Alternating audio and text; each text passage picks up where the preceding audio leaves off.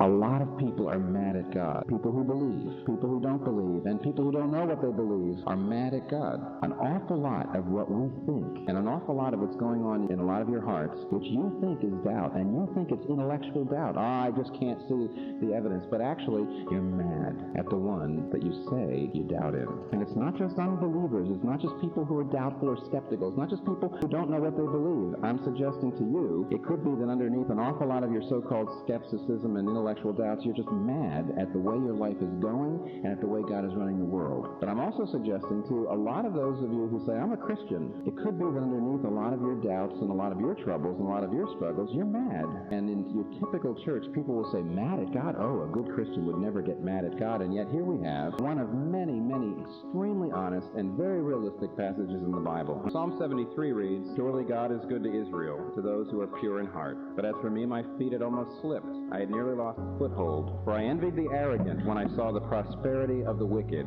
They have no struggles. Their bodies are healthy and strong. They are free from the burdens common to man. They are not plagued by human ills. Therefore, pride is their necklace. They clothe themselves with violence. From their callous hearts come iniquity. The evil conceits of their minds know no limits. They scoff and speak with malice. In their arrogance they threaten oppression. Their mouths lay claim to heaven, and their tongues take possession of the earth. Therefore their people turn to them, and drink up waters in abundance. They say, How can God know? Does the Most High have knowledge? This is what the wicked are like, always carefree. They increase in wealth. Surely in vain I have kept my heart pure. In vain I have washed my hands in innocence. All day long I have been plagued. I have been punished every morning. If I had said, I will speak thus, I would have betrayed your children. When I tried to understand all this, it was oppressive to me till I entered the sanctuary of God. And then I understood their final destiny. Surely you put them on slippery ground. You cast them down to ruin. How suddenly they are destroyed, completely swept away by terrors. As a dream when one awakes, so when you arise, O Lord, you will despise them as fantasies.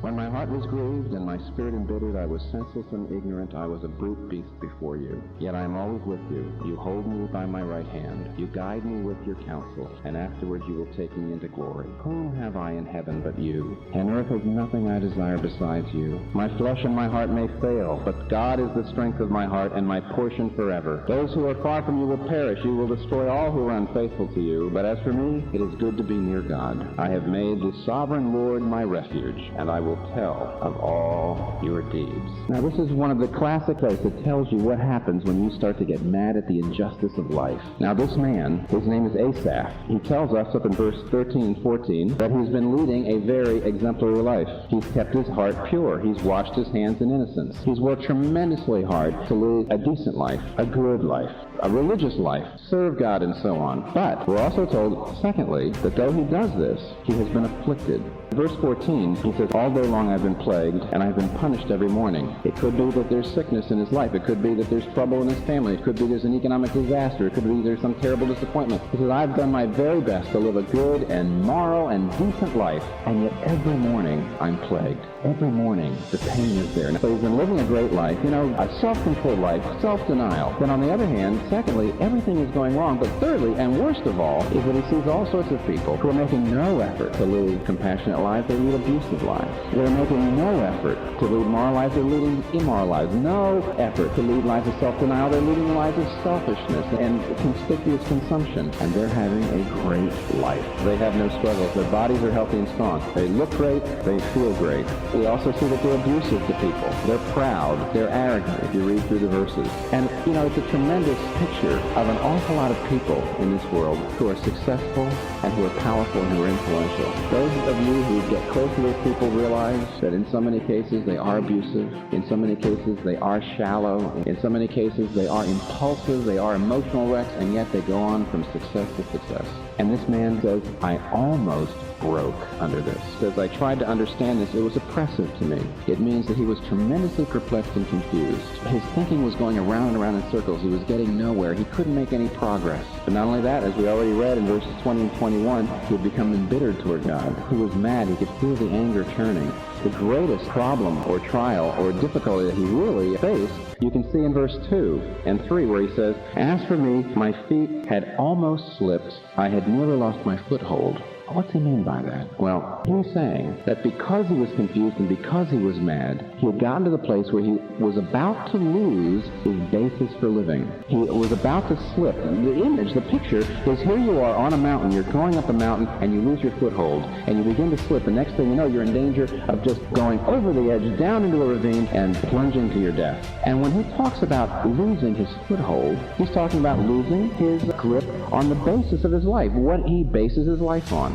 Every human being bases his or her life on one or more ultimate concerns. Everybody's got some things that they base their life on. What are you living for? How did you decide how you spend your time? How did you spend what you're really living for? Will determine how you decide what is right and wrong. So in a sense, everybody has a worldview based around your ultimate concern. What really is your God? What really you worship? What really you base your life on? Now this man bases his life on serving God, that's what he lives for, and obeying God. That's how he decides what's right and wrong. And he says, I was about to lose my foothold. And that's his way of saying, I was about to throw the whole thing over. You can see that down in verse 12, where he says, this is what the wicked are like, always carefree, they increase in wealth. And then he says, in vain I have kept my heart pure. In vain I have washed my hands in innocence. And what he's saying is, it's in vain. Here I'm living for God, and I'm getting nothing out of it. The thing I have my feet on, I'm starting to lose my grip on it because I'm saying, what good is it? He says he was just about to lose his foothold, which means to start living for something else. Maybe live for fame, maybe live for power, maybe live for comfort, maybe live for pleasure, maybe just live for himself and he didn't even know it. Live to satisfy his impulse. Live to find out what he really wanted and what his deepest desires were. He was about to get an entirely different basis for life. He almost lost it all, and yet we're told in verse 1, he finally came to the conclusion that God, in spite of it all, is good. Now, how did he escape? How he got his foothold back? How he finally came to say, God is good. I believe in the goodness of God. I know he's good no matter what happens to me. So you see, he had his feet back on the ground by the end of the song. But how did he get there? This kind of problem is inevitable. There's an awful lot of people that would say, mad at God. Well, a really good Christian wouldn't get mad at God. I've never been mad at God. That kind of attitude shows tremendous ignorance. Don't you see why this person is in the position he's in? Don't you see why? If he hadn't been washing his hands so much, if he hadn't been keeping his heart so pure, if he hadn't been doing such a good job, he wouldn't be in this situation. The better you are, the more self-disciplined you are, the more self-denial, the more you give your money away to people in need, the more you put yourself at their beck and call, the more you take part in the worship of the church, the more you pray and read the Bible, the more you do all these things that are considered, religious things, Christian things, the more terrible it's going to be when you see how the world goes. This is inevitable. In fact, I'll go so far as to say that if you've never been in this position, you aren't trying very hard. You're making very few efforts in the Christian life if you've never seen this. Now, I'm saying that this situation is something that anybody can be in. You can be a Christian or not a Christian or not know whether you are a Christian. I'm saying everybody can be here, but I'm suggesting to you, and I'm pressing you to see, that this is actually not a problem that only comes to kind of weak minds or not together people or not really good Christians. My dear friends, if you want to deal with the real God, you're going to find that a lot of things he does doesn't make sense. And if you are really doing the kind of job Asaph does, you're going to be sometimes in deep perplexity. In fact, let's go so far. Let's go to the Garden of Gethsemane for a minute and look. Here's the best person ever. Here's the greatest one ever. Here's the one who really did keep his heart pure. You see, Asaph was just talking relatively. His heart's not pure. Nobody else ever had kept his heart pure. His hands aren't completely clean. He's just talking relative to other people. But there's one person who really did keep his heart pure, keep his hands clean, and near the end of his life, he was in utter perplexity. He says, is there not some other way? Isn't there some way we can do this, oh Father? And he asks for something. He says, let this cup pass from me. And he gets an answer from heaven, no.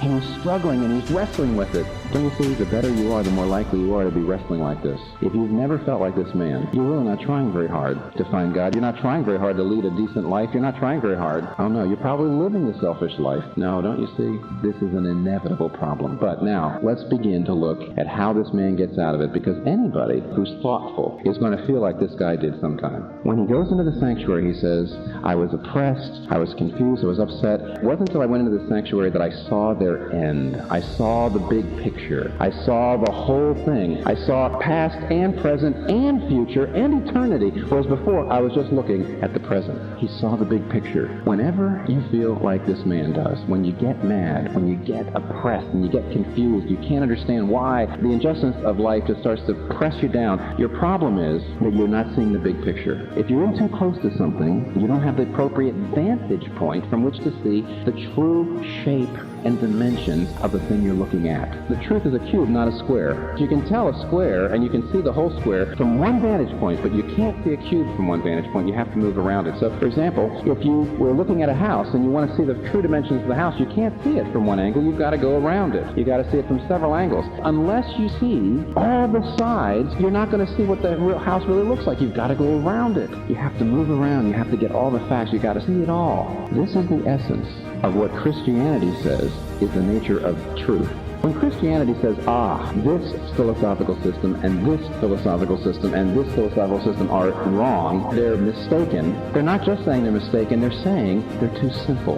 Because of the essence of spiritual thinking is seeing the whole and seeing every aspect of the truth. And heresy and false teaching and confusion always comes from reductionistic thinking. Spiritual thinking is seeing the whole. If you are perplexed, if you are oppressed, if you don't get it, if God looks like he doesn't know what he's doing, I'm telling you, you're in too close. You're looking just at the present and not at the end like this guy does. Or you're looking only at, isn't God loving? Yes, but he's holy. Or if you just look at, isn't God holy? Yes, but he's wise. And it's not until you stand back and begin to look at all the sides of things. Aren't human beings sinful? Yes, but also they're made in the image of God. Aren't human beings valuable and dignified? Yes, but also they're wretched, wicked sinners. Don't you see? Only Christianity looks at the whole thing. And if you're in a problem right now, and if you're in trouble right now, your problem is you've got to do what Asaph did. You've got to do what the psalmist did. You have to go into the sanctuary. Then I understood. What did he do? He stands back. He sees the big picture. First of all, he sees that he has been a beast. You know, whenever you think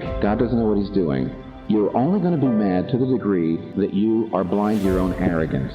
If you don't believe there's a God at all, you have no right to be mad about injustice. I mean, there's no such thing as justice. There's nobody to hold accountable. But if you believe there's a God, then you have to understand, if you want to deal with a real God, you're not going to understand him all the time. And it's arrogant to think you always will. And to the degree you understand that, to the degree you understand you're acting like a beast, which is what he saw, to that degree you'll start to get some freedom. First thing you've got to see, you're a sinner. You're a lower order being. It's only sensible that a real God will not always seem sensible to you. Do you see that or not? If you don't start to go around and see the different sides of things, you're going to be locked, you're going to be stuck. And that's the first thing he sees. God is higher than me. God is holy. God is great. God is above me. And I'm acting like a beast. And then there's the second side he sees. And that is, he begins to see the wise justice of God. And what's so interesting is this very interesting verse where he says, I went into the sanctuary. He begins to see everything. He says, and then I understood their destiny. You put them on slippery ground. He says, you know what? It's hard to believe in God. That's slippery ground to believe in God. There's a lot of things about God, as we just said,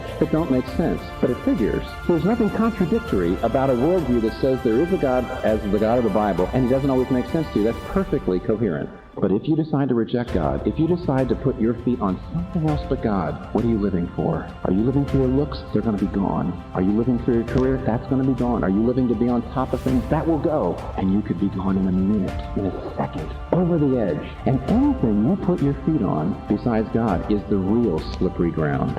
Because anything else you live for is vulnerable. Anything else you live for is fragile. Anything else you live for is temporary. You want to know what real slippery ground is? The person who says, I can't believe in a God who would allow such suffering and injustice. Don't look down if that's what you believe, because you are on the most slippery intellectual ground possible. Deny God, and you're on the most slippery ground. He began to realize it. He says, you know what, as slippery as it is to believe on God, it is more slippery to not. As slippery as it is to live for God, it is far more slippery to live for anything else. Because I may slip if I base my life on God, but you will slip if you don't. It's inevitable. It's there, intellectually, emotionally, psychologically, every way. He started to feel better because he was looking at all sides. Lastly, he not only saw God was holy, and that humbled him, and then he saw God was wise, and that comforted him. Then he saw God was gracious, and that transformed him. He says, I was stupid and ignorant, yet you hold me by my right hand. Just imagine yourself about to fall off of a mountain, and suddenly somebody grabs you by the hand and pulls you up, your feet dangling over the edge. You're looking into the face of your own death, and somebody grabs you back and says, I got you. How do you feel toward that person? If you think about it, that's how you have to feel toward God. He began to realize that God was holding his hand while he was being senseless and ignorant and beastly. Some of you need to realize that the evidence that God loves you is the fact that you're still here, even though you're mad at him. Why can't you get away from him? Why are you confused? Why do you feel bad about the fact that you're mad at God? Don't you see that that's great? Even feeling bad about the fact that you're mad at him shows that he has never let go of you. He's got you by your hand. If you want to stop, if you want to get out of the place where you are, if you want to keep from slipping, you've got to look and see Jesus on that altar. And you know what Jesus is saying? He is saying, don't tell me about injustice. I'm the only person who ever really experienced injustice. I'm the only person who was really innocent. I'm the only person that really kept his hands pure. You never have. And I willingly suffered and took your punishment so that on the last day when I finally wipe away the evil and brokenness of the world, I won't have to wipe away you. If you believe on him by looking at the fact that he holds you by your right hand, in spite of the fact that you've been a beast to him, that he has sacrificed himself on the altar so that if you believe in him, your punishment is forgiven. If you look at that, if you remember that, he says the results of his suffering he will see and be satisfied. That means on the last day he'll say, I was tortured, I experienced injustice, I experienced brokenness, and it's all worth it because now we can be together. Look at his love, look at his wisdom, look at his holiness, keep going around and around and around, get the big picture, and you will be able to say, surely the Lord is good. Can you do that yet? Then don't stop going around and looking, don't stop going into the sanctuary and looking until you can. He's waiting to help.